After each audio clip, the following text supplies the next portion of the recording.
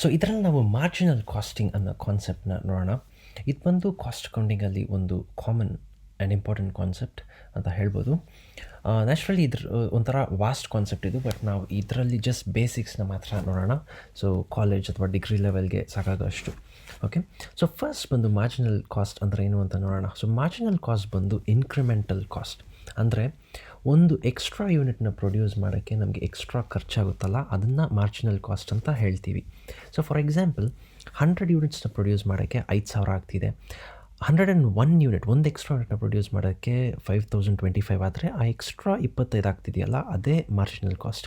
So the extra cost to produced one extra unit ಅಂತ ಹೇಳ್ಬೋದು. Okay, so marginal costing ಏನಕ್ಕೆ important ಅಂದರೆ, ಒಂದು ಬಿಸ್ನೆಸ್ ಈ ಮಾರ್ಜಿನಲ್ ಕಾಸ್ಟಿಂಗ್ನ ಸ್ಟಡಿ ಮಾಡಿದಾಗ ಅವ್ರಿಗೆ ಎಕಾನಮೀಸ್ ಆಫ್ ಸ್ಕೇಲ್ನ ಅವ್ರು ಅಚೀವ್ ಮಾಡ್ಬೋದು. ಅಂದರೆ ಯಾವ ಲೆವೆಲಲ್ಲಿ ಪ್ರೊಡ್ಯೂಸ್ ಮಾಡಿದ್ರೆ ಅವ್ರಿಗೆ ಮ್ಯಾಕ್ಸಿಮಮ್ ಎಫಿಷಿಯನ್ಸಿ ಅಥವಾ ಆಪ್ಟಿಮಮ್ ಎಫಿಷಿಯನ್ಸಿ ಸಿಗುತ್ತೆ ಅನ್ನೋದನ್ನೇ ಈ ಮಾರ್ಜಿನಲ್ ಕಾಸ್ಟಿಂಗ್ ಅನ್ನೋ ಕಾನ್ಸೆಪ್ಟ್ ಅವ್ರಿಗೆ ಹೇಳೋದು. ಓಕೆ, ಸೊ ಇದರಲ್ಲಿ ಕೆಲವು ಟರ್ಮ್ಸ್ನ ನೀವು ಅರ್ಥ ಮಾಡಿಕೊಂಡು ಜ್ಞಾಪಕ ಇಟ್ಕೋಬೇಕು. ಸೊ ಎಲ್ಲ ಬೇಸಿಕ್ ಕಾಮನ್ ಟರ್ಮ್ಸೇ. Fixed cost. So fixed cost ಬಂದು ನಾವು ಎಷ್ಟೇ ಔಟ್ಪುಟ್ ಪ್ರೊಡ್ಯೂಸ್ ಮಾಡಿದ್ರೂ ಅವು ಫಿಕ್ಸ್ ಆಗಿರ್ತವೆ. ಔಟ್ಪುಟ್ಗೂ ಅದಕ್ಕೂ ಏನು ಸಂಬಂಧನೂ ಇರಲ್ಲ. So for example factory rent ಇರ್ಬೋದು, ಅಥವಾ supervisor salary, watchman salary, depreciation. So ಇವೆಲ್ಲ ನಾವು ಎಷ್ಟು ಪ್ರೊಡ್ಯೂಸ್ ಮಾಡಿದ್ರೂ ನಾವು ಇದನ್ನು ಕಾಮನ್ನಾಗಿ ಒಂದು ಕಾನ್ಸ್ಟೆಂಟಾಗಿ ಪೇ ಮಾಡಲೇಬೇಕು. ಸೊ ಅವೇ ಫಿಕ್ಸೆಡ್ ಕಾಸ್ಟ್.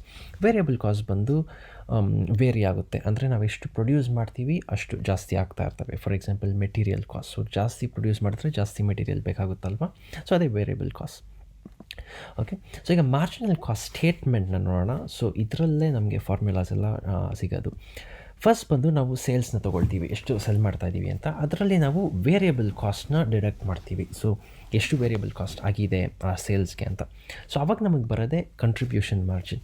ಸೊ ಇದು ಏನಕ್ಕೆ ಕಂಟ್ರಿಬ್ಯೂಷನ್ ಮಾರ್ಜಿನ್ ಅಂತ ಹೇಳ್ತೀವಿ ಅಂದರೆ, ಸೇಲ್ಸ್ಲಿ ವೇರಿಯಬಲ್ ಕಾಸ್ಟ್ನ ತೆಗೆದಾಕದ ಮೇಲೆ ಫಿಕ್ಸಡ್ ಕಾಸ್ಟ್ನ ಕವರ್ ಮಾಡೋಕ್ಕೆ ಎಷ್ಟು ಕಂಟ್ರಿಬ್ಯೂಟ್ ಮಾಡುತ್ತೆ ಸೇಲ್ಸು ಅನ್ನೋದೇ ಈ contribution margin. So sales minus variable cost, contribution margin. ಇದರಲ್ಲಿ ನಾವು ಫಿಕ್ಸೆಡ್ ಕಾಸ್ಟ್ನ ಮೈನಸ್ ಮಾಡ್ತೀವಿ. ಸೊ ಫಿಕ್ಸೆಡ್ ಕಾಸ್ಟ್ನ ಮೈನಸ್ ಮಾಡಿದಾಗ ನಮಗೆ ಫೈನಲ್ ಆಗಿ ಸಿಗೋದೇ ಪ್ರಾಫಿಟ್. ಓಕೆ, ನೆಕ್ಸ್ಟು ಕಾನ್ಸೆಪ್ಟ್ ಬಂದು break even point. So break even point ಏನಂದರೆ, ಆ ಲೆವೆಲ್ ಆಫ್ ಸೇಲ್ಸ್ ಅಥವಾ ಒಂದು ಸ್ವೀಟ್ ಸ್ಪಾಟ್ ಆಫ್ ಸೇಲ್ಸ್ ಅಂತ ಹೇಳ್ಬೋದು. ಏನಾಗುತ್ತೆ ಅಂದರೆ, ಆ ಟೈಮಲ್ಲಿ ನಮಗೆ ಪ್ರಾಫಿಟ್ಟು ಇರಲ್ಲ, ಲಾಸು ಇರಲ್ಲ ಅಷ್ಟು ಸೆಲ್ ಮಾಡಿದಾಗ. ಅದೇ ಬ್ರೇಕ್ ಈವನ್ ಪಾಯಿಂಟ್. ಸೊ ಅದು ಡಿಫ್ರೆಂಟ್ ಫ್ಯಾಕ್ಟರ್ಸ್ ಮೇಲೆ ಡಿಪೆಂಡ್ ಆಗುತ್ತೆ. ಸೊ ಇನ್ಕಮ್ ಬಂದು ಎಕ್ಸ್ಪೆನ್ಸಸ್ಗೆ ಈಕ್ವಲ್ ಆಗುತ್ತೆ. ಸೊ ಆ ಲೆವೆಲ್ಲೇ ಅಥವಾ ಆ ಪಾಯಿಂಟ್ನೇ ನಾವು ಬ್ರೇಕ್ ಈವನ್ ಪಾಯಿಂಟ್ ಅಂತ ಹೇಳೋದು. ಪ್ರಾಫಿಟ್ ಅಥವಾ ಲಾಸ್ ಇರಲ್ಲ. ಸೊ ಇದಕ್ಕೆ ಫಾರ್ಮುಲಾ ಬಂದು fixed cost divided by contribution margin per unit. So ಏನಂದರೆ, ಈಗ ನೋಡಿ, ಕಂಟ್ರಿಬ್ಯೂಷನ್ ಬಂದು ಏನಂದರೆ ನಮಗೆ ಗೊತ್ತಾಯಿತು, ಸೇಲ್ಸಲ್ಲಿ ನಾವು ವೇರಿಯಬಲ್ ಕಾಸ್ಟ್ನ ತೆಗೆದಾಕಿದಾಗ ನಮಗೆ ಸಿಗೋದೇ ಕಂಟ್ರಿಬ್ಯೂಷನ್. ಅಂದರೆ ವೇರಿಯಬಲ್ ಕಾಸ್ಟ್ನ ಡಿಡಕ್ಟ್ ಮಾಡಿದ್ಮೇಲೆ ಆ ಸೆಲ್ ಮಾಡಿರೋ ಹಣದಲ್ಲಿ ಉಳಿದಿರೋ ಚಿಕ್ಕ ಅಮೌಂಟೇ ಕಂಟ್ರಿಬ್ಯೂಷನ್ ಮಾರ್ಜಿನ್. ಸೊ ಫೈನಲ್ ಆಗಿ ನಾವು ಫಿಕ್ಸೆಡ್ ಕಾಸ್ಟ್ನ ಕೂಡ ಕವರ್ ಮಾಡಬೇಕಲ್ವಾ. ಸೊ ಆ ಫಿಕ್ಸೆಡ್ ಕಾಸ್ಟ್ನ ಒಂದೊಂದು ಯೂನಿಟ್ಟು ಎಷ್ಟು ಕವರ್ ಮಾಡುತ್ತೆ ಅಂತ ನೋಡ್ತೀವಿ. ಸೊ ಫಾರ್ ಎಕ್ಸಾಂಪಲ್ ನಮ್ಮ ಹತ್ರ ಫಿಕ್ಸೆಡ್ ಕಾಸ್ಟ್ ಬಂದು 10,000 ಇದೆ ಅಂತ ಇಟ್ಕೊಳ್ಳಿ. ಒಂದೊಂದು ಯೂನಿಟ್ಗೂ ನಮಗೆ ಕಂಟ್ರಿಬ್ಯೂಷನ್ ಮಾರ್ಜಿನ್ ಬಂದಿರೋದು ಬಂದು 10 ರೂಪೀಸ್. ಸೊ ಇವಾಗ 10,000 ಫಿಕ್ಸೆಡ್ ಕಾಸ್ಟ್ ಇದೆ, ಒಂದೊಂದು ಯೂನಿಟು ನಮ್ಮ ಹತ್ರ 10 ರೂಪೀಸ್ನ ಕಂಟ್ರಿಬ್ಯೂಟ್ ಮಾಡ್ತಾ ಇದೆ. ಸೊ ಆಗ 10,000ನ ಕವರ್ ಮಾಡೋಕ್ಕೆ ಎಷ್ಟು ಯೂನಿಟ್ಸ್ನ ಸೆಲ್ ಮಾಡಬೇಕು ಅಂದರೆ 1000 ಆಗುತ್ತೆ. ಅರ್ಥ ಆಯ್ತಾ? ಸೊ ಫಿಕ್ಸೆಡ್ ಕಾಸ್ಟ್ನ ಕವರ್ ಮಾಡೋಕ್ಕೆ ಎಷ್ಟೊಂದು ಯೂನಿಟ್ಸ್ನ ಸೆಲ್ ಮಾಡಬೇಕು, ಅದನ್ನೇ ನಾವು ಬ್ರೇಕ್ ಈವನ್ ಇನ್ ಯೂನಿಟ್ಸ್ ಅಂತ ಹೇಳ್ತೀವಿ. ನಾವು ಬೇಕಂದರೆ ವ್ಯಾಲ್ಯೂ ಅಂದರೆ ಟೋಟಲ್ ಸೇಲ್ಸ್ ವ್ಯಾಲ್ಯೂ ಎಷ್ಟಿರಬೇಕು ಬ್ರೇಕ್ ಈವನ್ ಆಗೋಕ್ಕೆ ಅಂತ ಕೂಡ ನೋಡ್ಕೋಬೋದು. ಸೊ ಅವಾಗ ಏನು ಮಾಡ್ತೀವಿ ಅಂದರೆ, same fixed cost divided by contribution margin, total contribution margin ತೊಗೊಳ್ತೀವಿ. ಸೊ ಪರ್ ಯೂನಿಟ್ ಅಲ್ಲ, ಇಂಟು ಸೇಲ್ಸ್ ವ್ಯಾಲ್ಯೂ. ಸೊ ಅವಾಗ ನಮಗೆ ಬ್ರೇಕ್ ಈವನ್ ವ್ಯಾಲ್ಯೂ ಬರುತ್ತೆ. ಓಕೆ, ಅಥವಾ ನಾವೇನು ಮಾಡ್ಬೋದು ಅಂದರೆ, ಇಲ್ಲಿ ಯೂನಿಟ್ಸಲ್ಲಿ ಕಂಡಿಡ್ದ್ವಲ್ಲ, ಇದಕ್ಕೆ ನಾವು ಇಂಟು ಸೆಲ್ಲಿಂಗ್ ಪ್ರೈಸ್ನ ಪರ್ ಯೂನಿಟ್ ಮಾಡಿಕೊಂಡ್ರೆ ಅವಾಗ ನಮಗೆ ಬ್ರೇಕ್ ಈವನ್ ಇನ್ ವ್ಯಾಲ್ಯೂ ಕೂಡ ಸಿಗುತ್ತೆ. ಓಕೆ, ಸೊ ಇವಾಗ ಸ್ವಲ್ಪ ಕನ್ಫ್ಯೂಸಿಂಗ್ ಆಗಿದ್ರೆ ನಾವು ಪ್ರಾಬ್ಲಮ್ ಮಾಡಿದಾಗ ನಿಮಗೆ ಇನ್ನೂ ಈಸಿಯಾಗಿ ಅರ್ಥ ಆಗುತ್ತೆ. ಓಕೆ, ನೆಕ್ಸ್ಟ್ ಕಾನ್ಸೆಪ್ಟ್ ಬಂದು ಪ್ರಾಫಿಟ್ ವಾಲ್ಯೂಮ್ ರೇಷಿಯೋ. ಸೊ ಇದನ್ನು ಕಂಟ್ರಿಬ್ಯೂಷನ್ ಟು ಸೇಲ್ಸ್ ರೇಷಿಯೋ ಅಂತ ಕೂಡ ಹೇಳ್ತೀವಿ. ಸೊ ನಾನು ಹೇಳ್ದಂಗೆ ಕಂಟ್ರಿಬ್ಯೂಷನ್ ಏನಂದರೆ, ಸೇಲ್ಸಲ್ಲಿ ವೇರಿಯಬಲ್ ಕಾಸ್ಟ್ನ ತೆಗೆದಾಕಿದ್ಮೇಲೆ ಫಿಕ್ಸೆಡ್ ಕಾಸ್ಟ್ಗೆ ಕಂಟ್ರಿಬ್ಯೂಟ್ ಮಾಡೋಕ್ಕೆ ಎಷ್ಟಿದೆ ಅನ್ನೋದನ್ನೇ ನಾವು ಕಂಟ್ರಿಬ್ಯೂಷನ್ ಅಂತ ಹೇಳೋದು. ಸೊ ಪಿ ವಿ ರೇಷಿಯೋ ಏನು ಹೇಳುತ್ತೆ ಅಂದರೆ, ಸೇಲ್ಸಲ್ಲಿ ಎಷ್ಟು ಪರ್ಸೆಂಟೇಜ್ ಬಂದು ಕಂಟ್ರಿಬ್ಯೂಷನ್ ಮಾರ್ಜಿನ್ ಅಂತ. ಈಗ ಫಾರ್ ಎಕ್ಸಾಂಪಲ್ ಒಂದು ಪ್ರಾಡಕ್ಟ್ ಬಂದು 100 ರೂಪೀಸ್ ಅಂತ ಇಟ್ಕೊಳ್ಳಿ, ಅದಕ್ಕೆ ವೇರಿಯಬಲ್ ಕಾಸ್ಟ್ ಬಂದು 40 ರೂಪೀಸ್. ಸೊ ಈಗ ಉಳಿದಿರೋದು 60. ಸೊ ಅಂದರೆ ಆ ಸೇಲ್ಸಲ್ಲಿ ಕಂಟ್ರಿಬ್ಯೂಷನ್ ಬಂದು 60 ರುಪೀಸು. ಸೊ ಅಂದರೆ 60% ಆಫ್ ಸೇಲ್ಸ್. ಸೊ ಅದೇ ಆ ಪ್ರಾಫಿಟ್ ವಾಲ್ಯೂಮ್ ರೇಷಿಯೋ. ಓಕೆನಾ? So it shows the proportion of sales that is available to cover fixed cost and profits. So variable ಕಾಸ್ಟ್ನ ತೆಗೆದಾಕಿದ ಮೇಲೆ ಎಷ್ಟು ಪರ್ಸೆಂಟೇಜ್ ಆಫ್ ಸೇಲ್ಸ್ ಫಿಕ್ಸ್ಡ್ ಕಾಸ್ಟ್ನ ಕವರ್ ಮಾಡೋಕ್ಕಿದೆ ಅನ್ನೋದೇ ಈ ಪಿ ವಿ ರೇಷಿಯೋ ಹೇಳೋದು.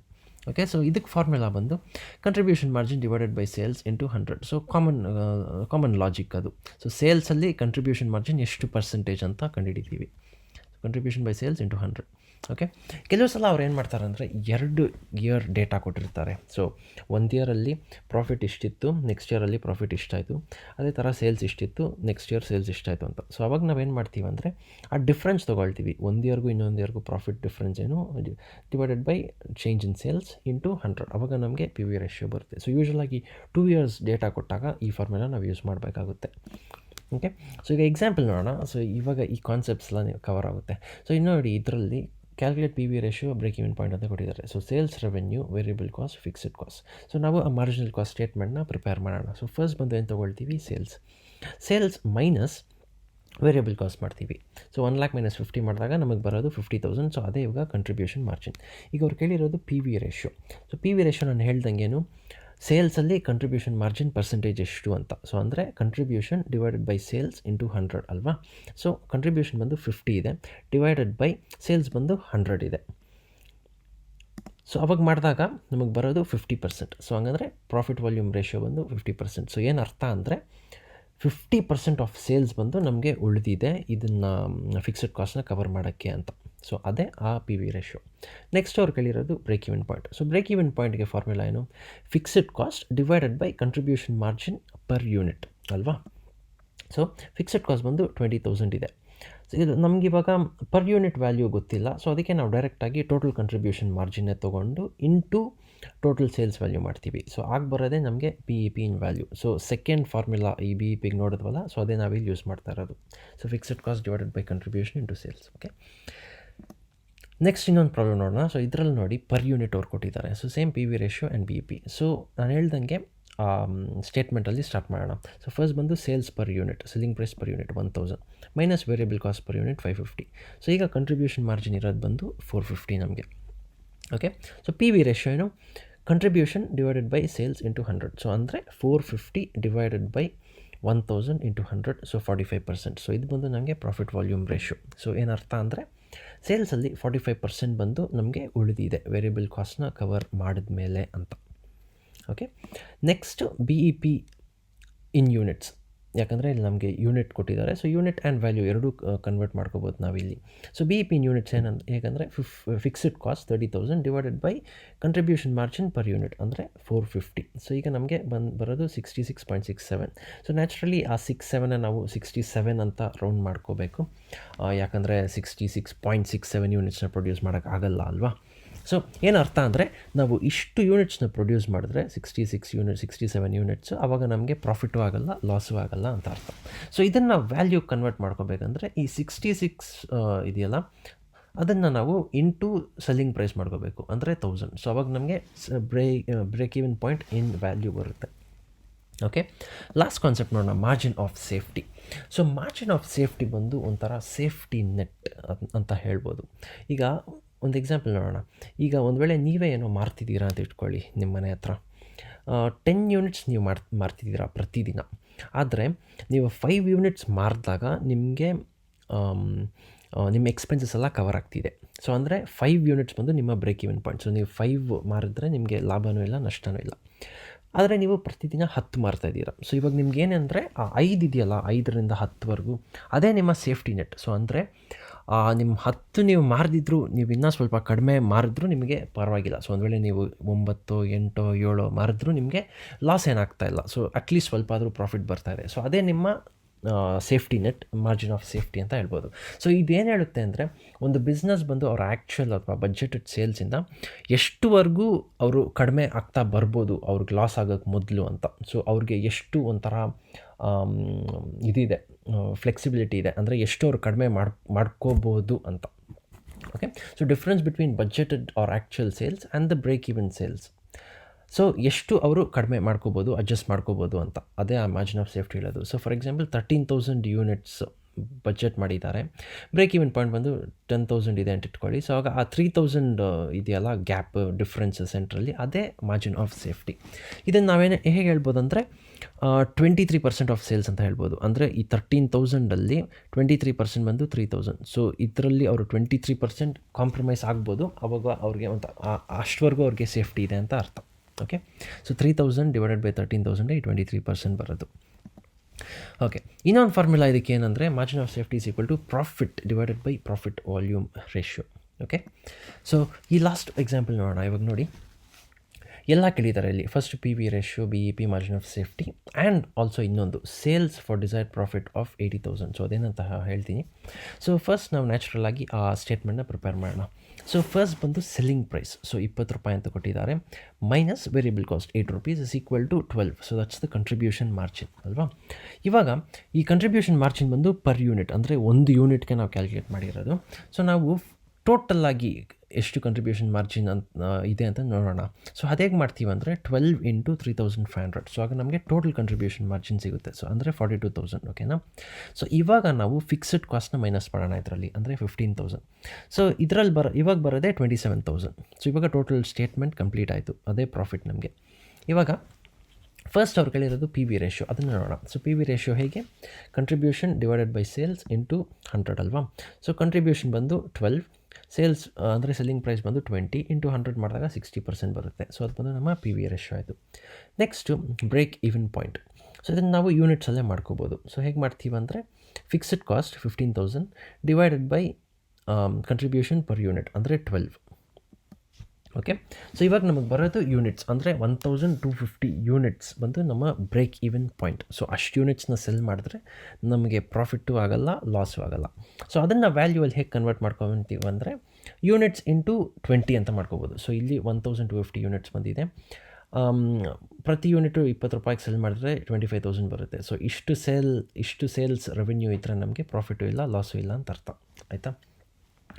ನೆಕ್ಸ್ಟ್ ಬಂದು ಮಾರ್ಜಿನ್ ಆಫ್ ಸೇಫ್ಟಿ ಕೇಳಿದ್ದಾರೆ.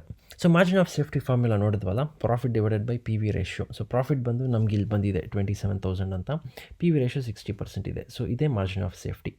ಅಥವಾ ನಾನು ಕೊಟ್ಟನಲ್ಲ example difference actual and break even point, ಹಂಗೂ ಮಾಡ್ಕೋಬೋದು. ಸೊ ಆ್ಯಕ್ಚುಯಲ್ ಸೇಲ್ಸ್ ಇಲ್ಲಿ ಎಷ್ಟಾಗ್ತಿದೆ? 3,500 ಯೂನಿಟ್ಸ್ ಇಂಟು 20. ಸೊ ಇಂಟು 20 ಮಾಡಿದಾಗ ಟೋಟಲ್ ಸೇಲ್ಸ್ ಬರೋದು ನಮಗೆ 70,000. Okay, total sales value. ಈಗ ಬ್ರೇಕ್ ಈವನ್ ಸೇಲ್ಸ್ ವ್ಯಾಲ್ಯೂ ನಮಗೆ ಗೊತ್ತಾಯ್ತು ಇಲ್ಲಿ 25,000 ಅಂತ. ಸೊ 70,000 ಮೈನಸ್ 25,000 ಮಾಡಿದಾಗ 45,000 ಬರುತ್ತೆ. ಸೊ ಹೇಗಾದರೂ ನಾವು ಕ್ಯಾಲ್ಕುಲೇಟ್ ಮಾಡ್ಕೋಬೋದು. ಸೊ ಮಾರ್ಜಿನ್ ಆಫ್ ಸೇಫ್ಟಿ ಆಯಿತು. ಫೈನಲ್ ಆಗಿ sales for desired profit of 80,000 ಅಂತ ಕೊಟ್ಟಿದ್ದಾರೆ. ಅಂದರೆ ಎಷ್ಟು ಸೆಲ್ ಮಾಡಿದ್ರೆ ಅವ್ರಿಗೆ 80,000 ಪ್ರಾಫಿಟ್ ಬರುತ್ತೆ ಅಂತ ನಾವು ಕಂಡುಹಿಡಿಬೇಕು. ಓಕೆನಾ. ಇವಾಗ ನೋಡಿ, ಫಸ್ಟು ಬ್ರೇಕ್ ಈವನ್ ಪಾಯಿಂಟ್ನ ನೋಡ್ಕೊಳ್ಳೋಣ. ಸೊ ಬ್ರೇಕ್ ಈವನ್ ಪಾಯಿಂಟ್ ಏನು? ಪ್ರಾಫಿಟ್ಟು ಇಲ್ಲ, ಲಾಸು ಇಲ್ಲ. ಆ ಲೆವೆಲಲ್ಲಿ ಸೆಲ್ ಮಾಡಿದಾಗ ಪ್ರಾಫಿಟು ಆಗೋಲ್ಲ, ಲಾಸು ಆಗೋಲ್ಲ ಅಲ್ವಾ. ಸೊ ನಾವೇನು ಮಾಡ್ತೀವಿ ಅಂದರೆ ಅದನ್ನು ತೊಗೊಂಡು, ಇಷ್ಟನ್ನು ತೊಗೊಂಡು ಅದಕ್ಕೆ ಈ ಪ್ರಾಫಿಟ್ನ ಆ್ಯಡ್ ಮಾಡ್ಕೊಳ್ತೀವಿ. ಸೊ ಆವಾಗ ನಮಗೆ ಇಷ್ಟು ಪ್ರಾಫಿಟ್ ಬಂದಂಗೆ ಆಯಿತು ಅಲ್ವಾ. Break even point is equal to no profit or no loss. ಅದಕ್ಕೆ ನಾವು ಅಷ್ಟು ಪ್ರಾಫಿಟ್ ಆ್ಯಡ್ ಮಾಡಿದಾಗ ನಮಗೆ ಗೊತ್ತಾಗುತ್ತೆ ಎಷ್ಟು ಸೆಲ್ ಮಾಡಿದ್ರೆ ನಮಗೆ ಇಷ್ಟು ಪ್ರಾಫಿಟ್ ಬರುತ್ತೆ ಅಂತ. ಓಕೆ, ಸೊ ಅದನ್ನೇ ನಾವು ಇಲ್ಲಿ ಮಾಡೋದು ನೋಡಿ. ಸೇಮ್ ಇಲ್ಲಿ ಮಾಡಿದ್ದೀವಲ್ಲ, fixed cost divided by contribution margin per unit. So ಅದನ್ನು ಇಲ್ಲಿ ಮಾಡ್ತೀವಿ ನಾವು. ಅದಕ್ಕೆ 80,000ನ ಆ್ಯಡ್ ಮಾಡ್ಕೊಳ್ಳೋಣ. ಸೊ ಇಷ್ಟು ಮಾತ್ರ ಮಾಡಿದಾಗ, ಈ into selling price per unit ಮಾಡಿದೆ, ಇಷ್ಟು ಮಾತ್ರ ಮಾಡಿದಾಗ ನಮಗೆ ಬರೋದು ಬಂದು ಏನಂದರೆ 95,000 ಡಿವೈಡೆಡ್ ಬೈ 12 ಮಾಡಿದಾಗ ನಮಗೆ ಬರೋದು 7,916.66. ಸೊ ಅದು ಬಂದು ಯೂನಿಟ್ಸು. ಸೊ ಅಷ್ಟು ಯೂನಿಟ್ ಸೆಲ್ ಮಾಡಿದ್ರೆ ನಮಗೆ 80,000 ಪ್ರಾಫಿಟ್ ಬರುತ್ತೆ ಅಂತ ಅರ್ಥ.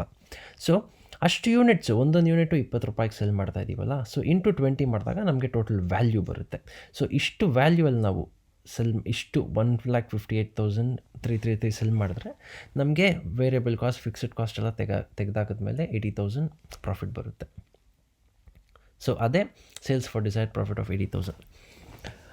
ಓಕೆ, ಸೊ ಇವೇ ಈ ಬೇಸಿಕ್ ಕಾನ್ಸೆಪ್ಟ್ಸ್ ಈ ಮಾರ್ಜಿನಲ್ ಕಾಸ್ಟಿಂಗಲ್ಲಿ. ಇದರಲ್ಲೆಲ್ಲ ಅರ್ಥ ಆಗಿದೆ ಅಂತ ನಾನು ಎಕ್ಸ್ಪೆಕ್ಟ್ ಮಾಡ್ತಾಯಿದ್ದೀನಿ. ಏನಾದರೂ ಅರ್ಥ ಆಗಿಲ್ಲ ಅಂದರೆ ಹೇಳಿ, ಇನ್ನೂ ಕ್ಲಿಯರಾಗಿ ಹೇಳೋಕ್ಕೆ ಟ್ರೈ ಮಾಡ್ತೀನಿ. ಅದು ಬಿಟ್ಟರೆ ನೋಡಿದ್ದಕ್ಕೆ ತುಂಬ ಥ್ಯಾಂಕ್ಸ್. ಹಂಗೆ ನಾನು ಹೇಳ್ದಂಗೆ ಇದು ಬಂದು ಜಸ್ಟ್ ಬೇಸಿಕ್ಸ್ ಅಷ್ಟೇ. ಇನ್ನೂ ಡೀಪ್ ಕಾನ್ಸೆಪ್ಟ್ಸ್ ಇರ್ತವೆ ಇದರಲ್ಲಿ, ಅವುಗಳನ್ನೆಲ್ಲ ಬರ್ತಾ ಕವರ್ ಮಾಡೋಣ. Thank you very much for watching. ಮತ್ತೆ ನೆಕ್ಸ್ಟ್ ಟೈಮ್ ಸಿಗೋಣ.